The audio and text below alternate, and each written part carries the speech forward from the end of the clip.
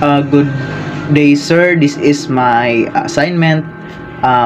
Differentiation about legal medicine and medical jurisprudence. So legal medicine is an autopsy, or for example autopsy or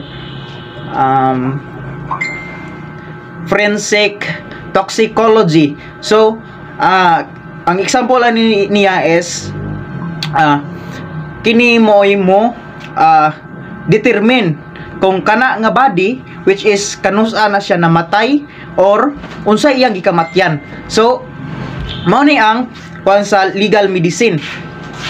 Kung kana nga tawhana, for example kana nga tawhana gi-autopsy siya, kanusa siya namatay, ug unsa iyang hinungdan siyang kamatayon. So mao nay legal medicine.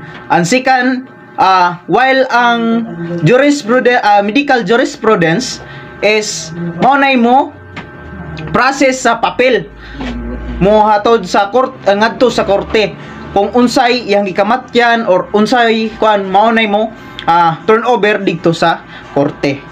So the second one is the differentiation between ordinary physician and methodical legal officers. So ang ordinary physician, it is the ordinary doctors to check the injuries or your fever or kuan kanang mo check up lang sa imo ang natural nga gibati, so sa imo ang lawas. So ang medical legal officer, it is examine the injuries. For example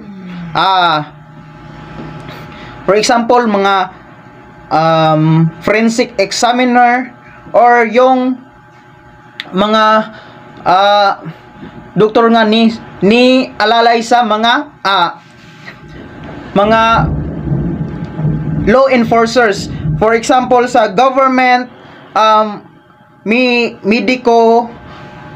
government medico legal examiner. So mao na sila ang kalahian sa ordinary physician and medico legal officer. So that's all. Thank you.